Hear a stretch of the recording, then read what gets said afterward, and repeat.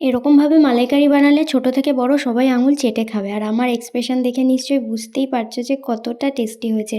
একবার বানিয়ে দেখো, খুব সুন্দর খেতে হবে। একদম অন্যভাবে বানিয়েছি এই মালাইকারিটা। প্রথমেই চিংড়ি মাছগুলো ভালো করে ধুয়ে নিয়েছি। ধুয়ে এর মধ্যে একটু সামান্য নুন আর হলুদ দিয়ে মাখিয়ে একটা প্যান গরম করে তার মধ্যে চিংড়ি মাছগুলো দিয়ে ভাজতে দেবো। চিংড়ি মাছগুলো ভাজা হতে হতে আমি পেঁয়াজ কুচিয়ে নেব আর অল্প একটু রসুন ছাড়িয়ে নেব। বেশি দেওয়ার প্রয়োজন নেই, অল্প দিলেই হবে। আর অল্প একটু আদা ছাড়িয়ে নেব। এই সব জিনিসগুলো ছাড়িয়ে ভালোভাবে পেস্ট করে নেব। পেঁয়াজটা কোচানোই থাকবে, শুধু আদা রসুনটা পেস্ট করে নেব। এরপর কড়াইয়ে সর্ষের তেল দিয়ে একটু গরম হয়ে গেলে দিয়ে দেব কুচানো পেঁয়াজ। পেঁয়াজটা একটু ভাজা ভাজা হলে দিয়ে দেবো আদা রসুন বাটাটা, দিয়ে ভালোভাবে নাড়াচাড়া করে ভাজা ভাজা হয়ে গেলে দিয়ে দেবো টমেটো।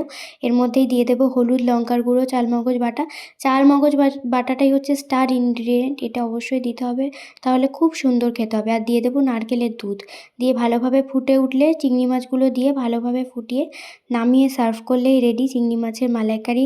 আর বিশ্বাস করো এতটা ভালো খেতে হয়, একবার না খেলে তোমরা বুঝতেই পারবে না।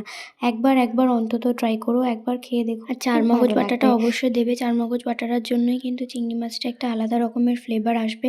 অবশ্যই একবার ট্রাই করো। আর ট্রাই করে জানিও কেমন লাগলো। ভালো লাগলে অবশ্যই ভিডিওটাকে একটা লাইক করে দিও। Thank you.